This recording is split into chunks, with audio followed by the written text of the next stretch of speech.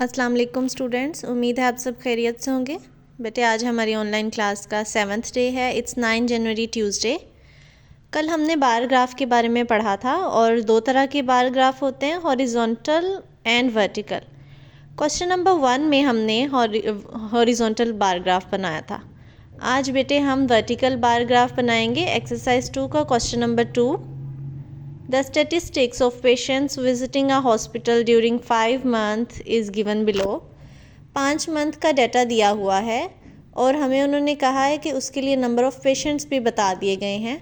Draw a vertical bar graph, हमने एक vertical bar graph बनाना है। अब ऊपर वाले कॉलम में हमारे पास नंबर ऑफ़ मंथ्स हैं, तो फरवरी, मार्च, अप्रैल, मई, जून। और फरवरी में 2 पेशेंट्स आते रहे हैं, मार्च में 6, अप्रैल में 10, मई में 12 और इसी तरह जून में 15।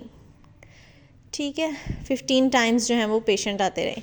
अब हमने क्या करना है, हमने इसका बनाना है वर्टिकल बार ग्राफ। तो सबसे पहला स्टेप तो सेम ही होगा कि हम एक्सिस बनाएंगे। जैसे मैंने आपके सामने ऑलरेडी एक्स एक्सिस और वाई एक्सिस बना दिया हुआ है।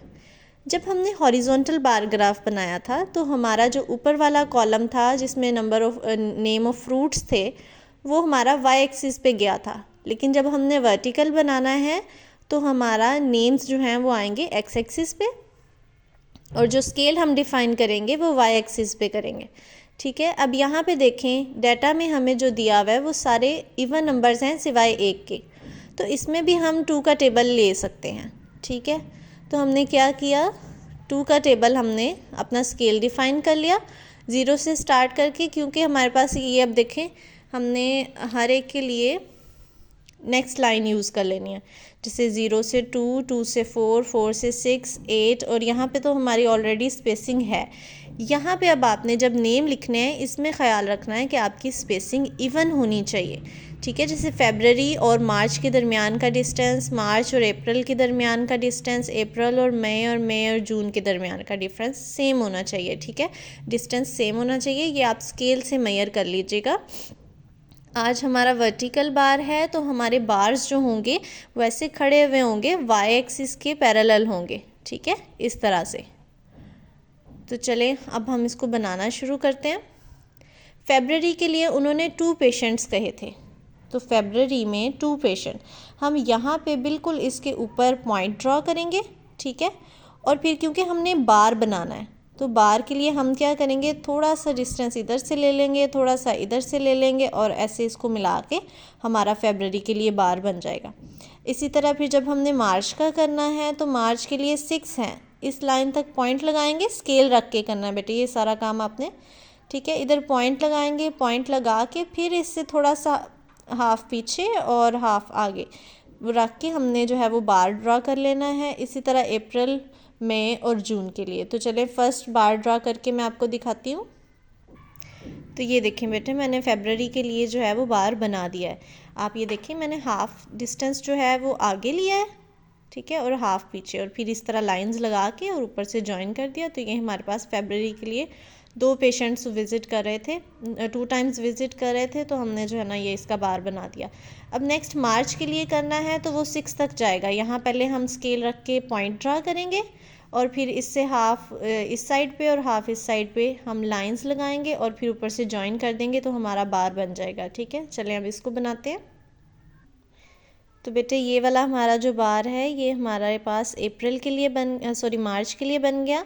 आपने ये ध्यान रखना है कि हमारे बार्स की विड्थ सेम होनी चाहिए, क्योंकि हमने वो की फैक्ट में भी पढ़ा था कि बार ग्राफ में हर बार की विड्थ सेम होती है। ठीक है, अब अप्रैल के लिए उन्होंने 10 कहा है तो ये हमारे पास ये 10 है, हम इधर स्केल रखेंगे। ठीक है, ऐसे पहले स्केल रख लें और 10 पे डॉट लगाएं। यहाँ पे डॉट लगाने के बाद हम क्या करेंगे, हाफ पीछे और हाफ ही आगे इधर रख के ऐसे स्ट्रेट लाइंस ड्रा करेंगे और ऊपर से जॉइन कर देंगे तो हमारे पास जो है ना हमारा बार ड्रा हो जाएगा। तो चलें अप्रैल और मई का भी कर लेते हैं, क्योंकि वो भी हमारे पास जो है वो पूरा 12 बन रहा है। तो मई के लिए हम मई को लेके चलेंगे 12 तक। यहाँ पे डॉट लगाएंगे स्केल रख के और फिर इसके आगे पीछे जो है वो लाइंस लगाएंगे हाफ हाफ में, ताकि हमारा ये बार भी बन जाए। जो जून का है ना वो थोड़ा सा चेंज है, क्योंकि वो हमारे पास बिल्कुल सेंटर पॉइंट में आएगा, तो उसको हम लास्ट पे ड्रॉ करते हैं। जी तो बेटे ये देखें, अप्रैल और मई के लिए मैंने बना दिया है। अब हमने जून के लिए बनाना है 15 का। तो 15 जो है वो हमारा 14 और 16 के दरमियान में आएगा। ठीक है, 15 आएगा 14 और 16 के दरमियान में बिल्कुल।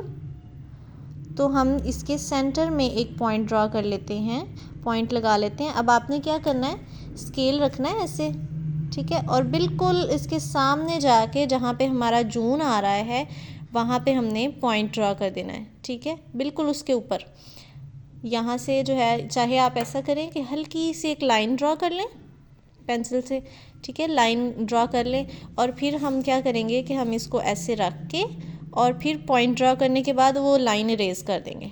और पेंसिल से ड्रॉ कीजिएगा बिल्कुल हल्की सी, अपनी आसानी के लिए। ठीक है, वो हमारे बार ग्राफ का हिस्सा नहीं है, सिर्फ हम ये देखना चाह रहे हैं कि वो बिल्कुल स्ट्रेट लाइन हमारे उस पॉइंट के ऊपर तक आ जाए।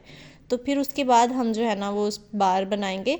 और दूसरी चीज़ ये कि बेटे मेरे ये जो सारे बार हैं ये 1 सेंटीमीटर के बन रहे हैं। तो आपने इस चीज़ का ख़याल रखना है कि बार की विड्थ सेम रहनी चाहिए। ठीक है, तो अब मैं आपको जो है ना वो जून के लिए बना के दिखाती हूँ। ये देखिए, मैंने ना एक लाइट सी लाइन ड्रॉ कर लिया है। अब मैं क्या करूँगी, यहाँ पे मैं स्केल रखूँगी और बिल्कुल इसके ऊपर जाके इस पॉइंट पे हम, यहाँ पे हम पॉइंट लगाएंगे। ठीक है, और फिर हम जो है ना वो अपना बार ड्रॉ करेंगे इस तरह से। ठीक है, हाफ डिस्टेंस पीछे और हाफ आगे रख के।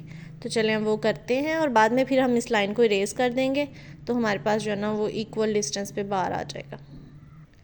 तो ये देखें बेटे, जून के लिए भी बन गया और मैंने वो लाइन इरेज कर दी है। ठीक है, तो ये आज का हमारा वर्टिकल बार ग्राफ था, जिसमें हमारे बार्स जो हैं वो वर्टिकली बनाए गए हैं और पैरेलल हैं वाई एक्सिस के। ठीक है, तो बेटे ये आज का हमारा काम था, आप इसको नोटबुक में नोट डाउन कर लें।